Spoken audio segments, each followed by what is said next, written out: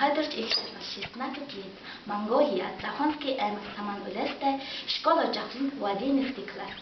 На конкурс в онлайн-чтениях «Наша победа», посвященных и знаменательной дате 80-летию победы в Великой Отечественной войне. Сергей Михалков. Стих «Детский ботинок».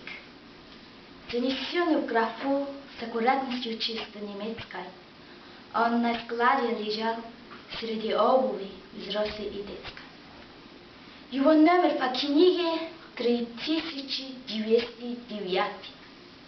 Обувь детская, ношена, правый ботинок заплат.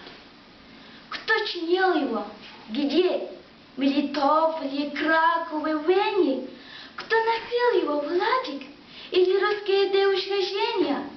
Как попал он сюда, в этот склад, в этот список проклятий, под порядковый номер 3209. Неужели другой не нашлось в целом мире дороги, кроме той, по которой пришли эти детские ноги? В это страшное место, где вышли, жгли и питали, а потом хладнокровно одежду убитых считали. И здесь на всех языках о спасении пытались молиться чехи, греки, евреи, французы, австрийцы, бельгийцы. И здесь питала земля запах тлена и пролитой крови сотен тысяч людей разных наций и разных сословий.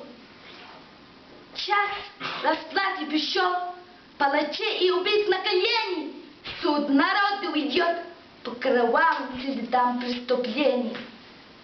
Среди сотен улик этот детский ботинок с заплатой, снятый Гитлером жертвой 3209. Спасибо.